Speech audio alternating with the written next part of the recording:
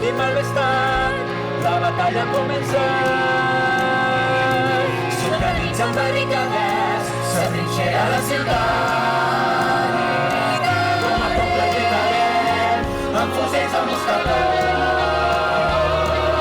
amb fones i pistoles farem fora aquests cabrons, sí! Hem volgut fer una adaptació de Les històries naturals, que és una novel·la que en Joan Perucho va publicar als anys 60.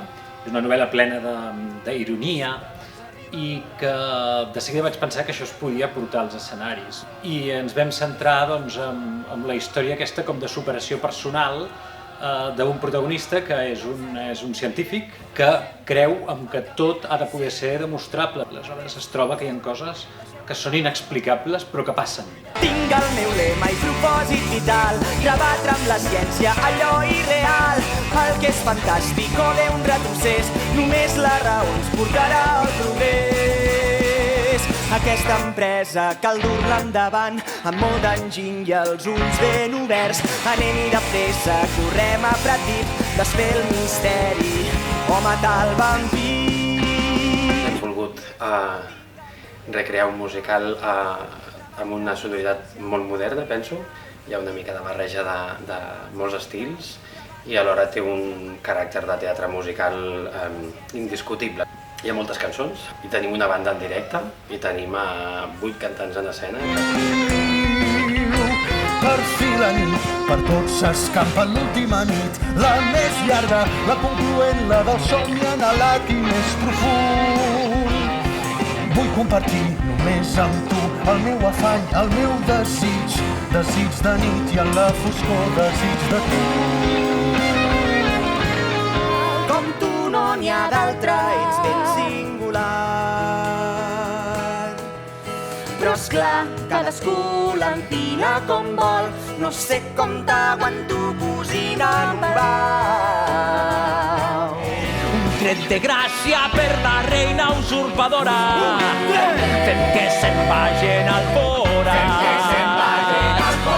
Acantistraus revolaran estos alhora, mare i filla i el traïdor que ens fa costat. Bé, doncs jo en aquesta peça el que faig és la coreografia, però de vegades és una coreografia que es veu i de vegades és una coreografia més invisible, però sobretot estic ajudant els actors a trobar, diguéssim, la comoditat en l'espai, amb la música, com expressar la música a través del gest, a través del moviment, a través de petites coreografies. Un monstre marí, és el peix, és el blau, el ser més terrible de tot el mar blau. Mai miris els ulls del peix, és el peix blau, si estimes la vida, aquesta és la clau. Està ambientat en una guerra carlina, o sigui, es parla de conflicte, es parla de guerra, es parla d'intolerància, es parla també d'amor, es parla de ciència. És el moment d'atacar. Segurament es deu trobar dèbil físicament i si el fem anar on ens convingui, serà fàcil emboscar-lo i donar-li caça. I com lo portarem fins on vulguem si fins ara no sabem ni on s'amague? Aquí és on necessitarem la col·laboració ciutadana. La natura mai diu s'esdevé molt més amigal i els misteris que promou se'ns presenten. Pensem que és un espectacle per tots els públics, però públic adult. No volem limitar les edats, perquè creiem que pot agradar molt a qualsevol persona. La música et va inoculant de la mateixa manera que el vampir protagonista de la nostra història també va inoculant a les seves víctimes.